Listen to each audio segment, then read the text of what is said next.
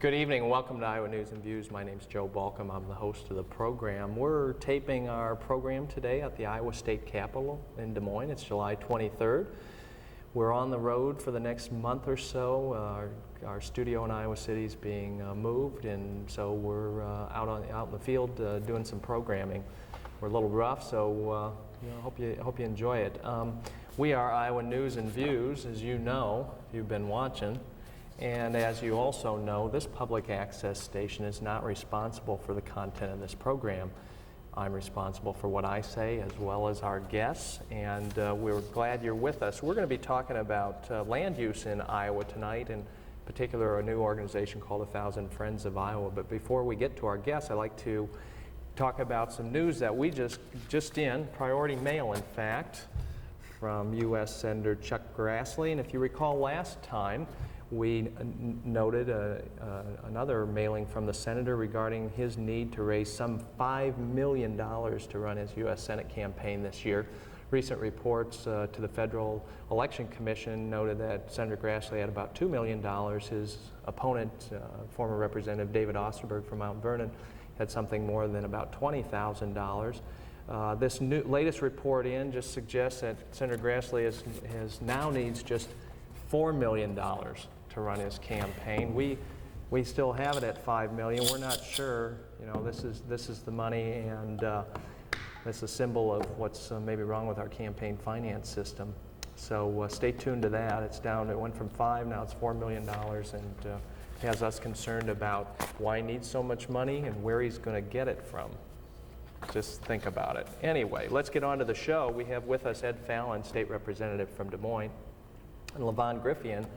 She and her husband farm some 900 acres of farm around Ankeny, and they're here to talk to us tonight about 1,000 Friends of Iowa, an organization that's trying to deal with urban sprawl around the state. LaVon, tell us a little bit about 1,000 Friends. Why is it forming, and what's its purpose? Well, it's a new nonprofit organization to educate Iowans about land use, urban sprawl, the revitalization of urban neighborhoods, and the protection of farmland and natural areas. And it kind of got its beginning in my living room a couple of years ago. When I first married my husband, we lived 3 miles north of Ankeny, and we now live a half a mile north of Ankeny, and we haven't moved. We can slowly see the city creeping towards us, and we live in a really pocket of flat, fertile farmland that should be saved probably for food purposes and not for urban neighborhoods. So out of that concern, I invited a real diverse group of people to my home, and we decided at the end of the afternoon, after looking at all the views of everyone in the room, that we needed to, education was our best key to stopping this problem. Since that time, we've discovered what a multifaceted subject urban sprawl is and land use, and so after a lot of contemplation, we ended up with a nonprofit called 1,000 Friends. So Ed, you've been involved with this effort too, 1,000 Friends. Yes. How's it going? What are some of your objectives right now? Well, it's going well. We've put together a pretty decent looking brochure with a grant-wood painting that kind of shows the concerns that we have, both relevant to rural conditions and urban conditions. The group has raised about a little over $35,000. We've hired a part-time staff person. We've had a speakers bureau that has traveled a lot. LaVon and I have done a lot of that work, but we have other people too who are available for speaking engagements. A publication is forthcoming, and we're developing a website. We're still just getting rolling, but things are going well. We've identified a lot of support statewide, and I'm feeling pretty good about where the group is at. Great. LaVon, you talk about urban sprawl. Let's define that term and some of the terms that you talk about when you're out on the road talking to people. Well, lots of times urban sprawl is thought of as economic development, and the two should not be confused. We can still have economic development and not have urban sprawl. Urban sprawl is, I think, a very negative thing. We're using up non-renewable resources and actually draining out larger cities, the inner core of larger cities, while we spread onto farmland. So, and it's very important probably to get this slowed down. Sure. A lot of concern about loss of productive farmland. Ed, what are some, in terms of that, how big a problem has that been in Iowa? Well, between 1982 and 1992, Iowa lost 50,000 acres of prime farmland. And that is land that was lost permanently to urban development, land that we will never have available for agriculture. And while we still have a lot of farmland left, of course, we're adding 80 million additional mouths every year to this planet. And you know, you can take a toy factory and move it to Mexico, but you can't take Iowa's agricultural capacity and move it anywhere else in the world. Farmland that we have is always going to be available for that purpose if we use it wisely. And unfortunately, we're not. Right now, we're developing, the development patterns are all out of sync with what has happened here historically. We're using huge amounts of land for relatively small developments. I saw in the paper the other day about a new church moving out of the city into the country. 10 acres just to accommodate this new church.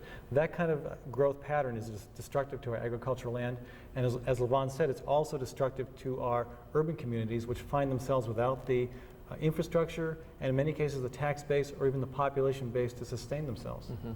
LaVon, how does the sprawl and say residential or commercial development impact on the ability of farmers to farm their ground when these developments show up in the neighborhood? What are some of the immediate concerns of the farming community? First, you find busier and busier roads that are harder to travel down with farm equipment. The stress of farming gets a little greater. We find building materials in our fields that take hours to clean up before we can even go out and do field work. That aside, you never know. There's no way a farmer can compete with developers to buy land and purchase land. We pay about $2,700 an acre for our land, which over the state of Iowa, that's inflated because we're so close to Des Moines. Developers recently, last week in my neighborhood, bought farmland at $16,500 an acre. There's no way we can compete with that. Plus, farmers are a little skeptical about selling to a farmer. Why should I sell my home place? I'm ready to retire, but why should I sell it to him? He might speculate on it. I might as well have that money for myself. So it's real insidious how it all works. Sure. I know in Johnson County we have a lot of development pressures as well. Farmers that are aging and want to get out of farming and the like, and have to take a look at whether they can essentially make more money by selling that farm and moving on. Ed, what's the issue in terms of urban areas? Well, I live in a fairly depressed section of Des Moines, the inner city of Des Moines, which has seen a lot of out-migration of population. Des Moines itself has lost 16,000 people since 1970. We see about 150 older homes come down every year, and we have about 5,500 vacant buildable lots. We've also seen the population density in Des Moines and the surrounding suburbs go down from 5.7 people per square acre to 3.6. So there's 2 people less per every square acre in the city. What's that mean is not only are we losing people, losing houses, but we're losing the tax base necessary to support the services that people feel are important to a reasonable quality of life. Sure. So there's a real strong urban-rural connection here that I think it may take a little while for people to see it, but once you explain it, it makes sense because it's there. Cost of services is another issue to provide government services, roads, water, sewer, emergency services. What have we found through the studies that have been done on that question? Well, I did a study in May with a very talented young intern from Iowa State, Travis Parker. We put together this cost of community services study in 3 Iowa cities, Altoona, Waukee, and Indianola. And no particular reason, just we thought we'd look at 3 different cities on either side of Des Moines, and we found that while commercial, industrial, and farmland all pay their own way, in other words, they raise more in tax dollars than they spend, residential development in every case lost money. For every dollar raised from a residential taxpayer, $1.12 was spent to service that taxpayer. So, for example, you've got more kids going to school now, new schools need to be built, roads, sewer lines, water lines need to be extended to the new developments. People are using the libraries as swimming pools. It all adds up to a net loss to the city. And yet we often hear that that LaVon's farm ought to be turned into subdivisions because it'll raise new money. But the fact is that doesn't happen. Right. We spend more to service that property than we raise in taxes. Sure. We just had in Johnson County a graduate study, or graduate students do a similar report in Johnson County, and we found that for every new dollar in taxes, it costs approximately $1.09 to provide Yeah. services, again, to residential subdivisions. And that's pretty consistent around the country. Other studies have shown that between $1.04 and $1.50 are spent for every dollar raised. Sure. So both of you have been traveling the state. LaVon, what kind of response have you been getting as you talk to Iowans about this issue? It's a very positive response, I believe.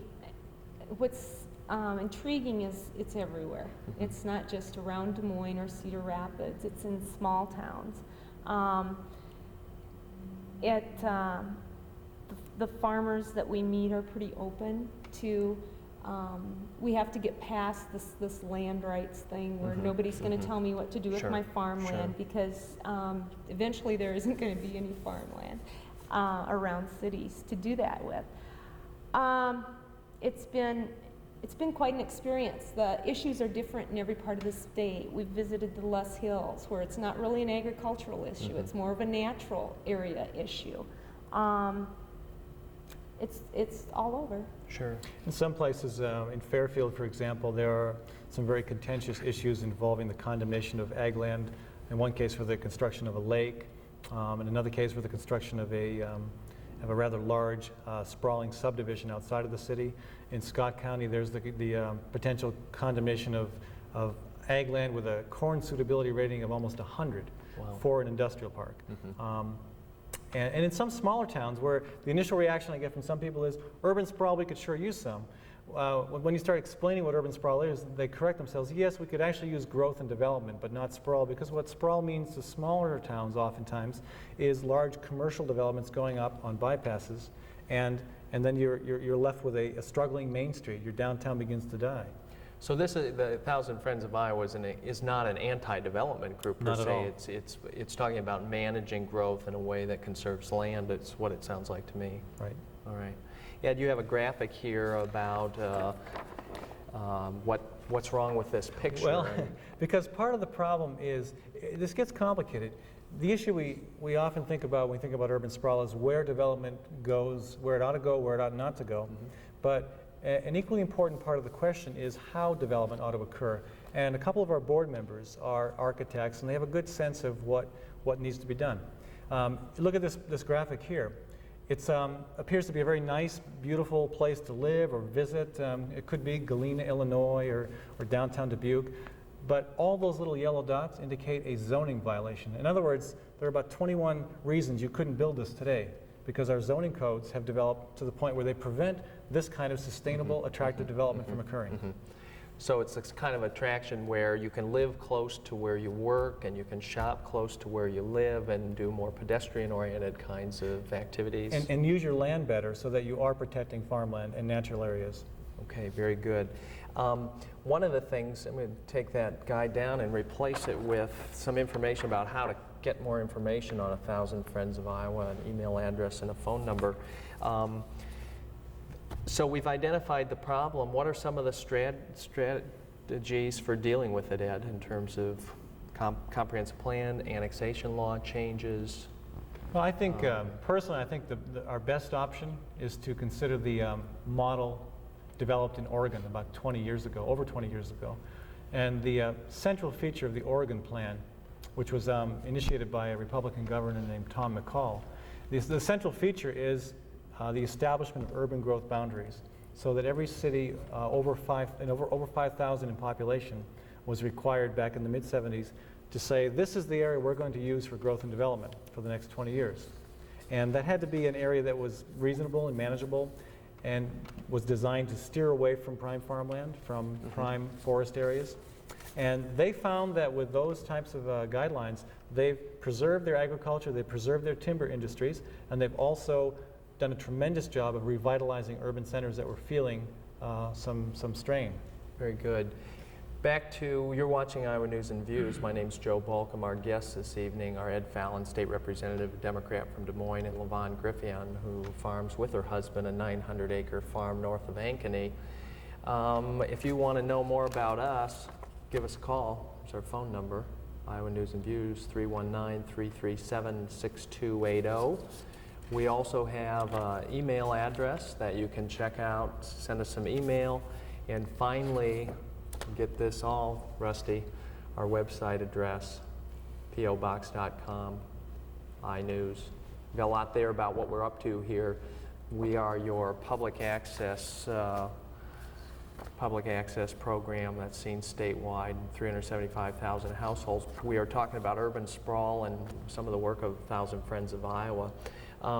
There's a commission that's been formed last year by the state legislature, the Land Use Commission. LaVon, they've been meeting. They've been having some meetings around the state. Have you been to any of those? And what kind of people are coming and what kind of comments are they receiving? Very interesting meeting in Fairfield kicked off the land use series. There's going to be 10 of them across the state. Lots of contention in Fairfield. The farmers and the urban people. Mm-hmm. So it was an interesting meeting, a lot of good input, and we've got a ways to go. Yeah. Yeah, this is a huge issue for the state. You've been providing some leadership here in the state capitol where we're sitting today. What's your sense about the legislature's interest to try and do something about this issue? This is a very hot issue. Right. Well, there were several issues that came up last year that, one involved the condemnation of agricultural land for development purposes. One involved tax increment financing. Another involved involuntary annexation. And basically, the legislature declined to take any specific action on those proposals because they wanted to wait and see what the Land Use Commission came up with. And right now we're in a very important phase, getting public input. So I think right now the expectation is that next year something will happen. Now, it's impossible to say what once you throw politics into the mix, but I think there's a general bipartisan impression that we do need to do something. Certainly that's the impression we're getting from around the state. And personally, I think the urban growth boundary concept is one worth looking at, but it's not the only piece of the puzzle. We've got to consider a lot of other elements. And I think most importantly, we've got to make sure that whatever we do allows for local control, local management of growth and development issues. So local control is pretty important. Oh, yes. It is now. I mean, boards of supervisors and city councils currently make those zoning decisions. And the legislature, I suppose, has to keep that in mind. And partly because the issues are different everywhere you go. I Sure. mean, what's happening in Scott County or Fairfield or Des Moines or Cedar Rapids, they're not all the same set of issues. So we're not going to have a one-size-fits-all solution. Sure. What other strategies are there out there? Urban growth boundaries been talked about. Right now, annexation is very easy for a city to annex ground. They simply file a form with the state, and they're on their way. What kind of problems has that created in your area, LaVon, in terms of this debate last year? I know people were very concerned about Des Moines annexation in Des particular. Moines annexation plan to go into Warren County really brought land use issues to a surface here. I think it's gonna take a while to wade through those. Okay. Ed, in terms of the state legislature interest on the annexation question, are we going to have more interaction between cities and counties around annexation? Or Yes, I'm sure. I mean, right now, as you probably know, the county officials have a lot less decisions to make when it comes to an annexation. It's really, the city can pretty much voice whatever whatever proposals it wants to have on the county. Sure. And I think we'd make a mistake if we just looked at annexation by itself. Annexation is a part of the picture, but we've got to look at it in a much more comprehensive way. If we just try to tinker with the annexation code, we're going to be spinning our wheels. We're going to come back and deal with the same problem over and over again. I think you could address some of the annexation conflicts within the context of a broader proposal that does include the establishment of urban growth boundaries, that rewrites our tax increment financing laws as well, that provides, basically right now we've got an awful lot of incentives to develop on farmland. We need to ask ourselves, is that what we want to do? Do we want to do that to our agricultural economy? And I think what we need to do is remove those incentives to some extent from development on prime farmland, look at ways of making them available for redevelopment of urban areas. That would accomplish a lot right there. And I think when you did that too, you'd see a different approach to annexation. Sure. One of the things that we see in our county is the need to coordinate our planning processes. We have some landowners that live in rural Johnson County just north of the city of Coralville, and we have a current discussion about some, not annexation, but some zoning and some potential annexation. And those rural property owners have no say-so at the, say, the Coralville City Council or the North Liberty City Council. And they're very concerned about their ability to protect their land and in their future. And by having some mechanism to require some cooperation in the comprehensive plan of the county as well as the comprehensive plans of the cities and making those mesh more, I think is going to be something that's going to be important to moving things ahead. Because right now you can have 16 different cities and 2 or 3 different counties, each with their own comprehensive plans. They don't have to agree, and they can be in tremendous conflict, and there's nothing anybody can do about it. And the fringe area agreements are another part of that, working, but maybe the fringe area agreements are the place to do that. I have a friend in Iowa City that talks about perhaps a farmland depletion fee, where for every acre of prime farm ground that comes out of production, that the developer, the owner, pays a fee into a fund that might be able to fund some of these kinds of purchase of development rights or city revitalization efforts, kind of like Oklahoma, where for every gallon of oil they take out of the ground, the oil company has to pay the state a certain amount of money because that oil's gone forever. And farmland's sometimes gone forever too, or at least until the buildings fall down or the parking lot is in trouble. With the depth of the topsoil at LaVon's place, that would probably instantly make your land a lot more attractive to agricultural purposes. Sure. Yes, it would. Yeah. We're down to our last couple minutes. Any final comments about 1,000 Friends? I guess the thing we need to realize is that the soil we have in the state, when you start talking about corn suitability ratings and things like that, probably there are people in the world that would fight over our porous soil to be able to raise something on it. We have something that's really a treasure here, and we need to educate people about what a treasure we do have in Iowa, and that's where 1,000 Friends comes in. Very good. Ed? Well, that really is the bottom line, is we have a gift, and we can't continue to squander it. The world is going to depend upon our ability to provide food. Our economy has tremendous opportunities that we can continue to meet only if we preserve our ag land. And the nice thing about this issue, at the same time that we work toward preserving our farms and our agricultural industry, we're going to be revitalizing the cities many cities that have seen problems, that have seen decay. And I think this is a wonderful coalition builder in terms of its potential to bring urban and rural people together. And I think 1,000 Friends of Iowa really can play a role in helping to provide a forum for that, and the type of educational materials needed to get people understanding these issues, to engaging in the dialogue needed to bring about those coalitions and the appropriate changes. Very good. I appreciate you both being with us. Ed Fallon, State Representative from Des Moines, and LaVon Griffieon, a farmer from north of Ankeny. We're to that point in the program now where we have a special commentator for the People's Podium, and that person this evening is U.S. Senate candidate David Osterberg. David's a Democrat from Mount Vernon. He's been in the Iowa legislature about 12 years, and he's running this year against Chuck Grassley for the U.S. Senate. David, welcome. Thanks, Joe. Campaign finance reform is one of the major issues of the U.S. Senate race here in Iowa. In a letter that he sent out last month, Charles Grassley said that he needed $5 million to defeat David Osterberg. In a letter I just got yesterday, he now says he needs $4 million. Either number is a very large number. And I'm still a little dumbfounded. For crying out loud, the senator is the incumbent. He has been in for 40 years. People know his name very well. I'm relatively unknown.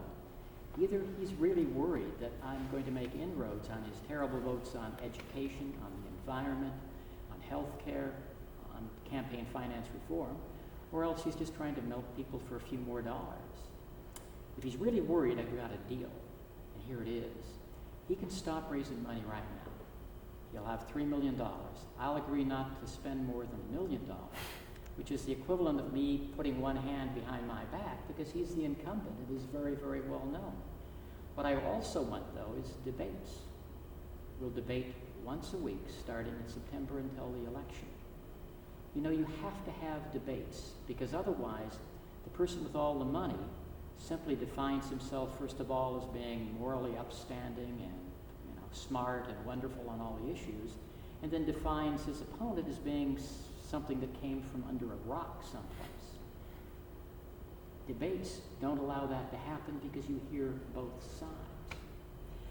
I think that Grassley's letter also shows you some of the things that people dislike about politics as usual.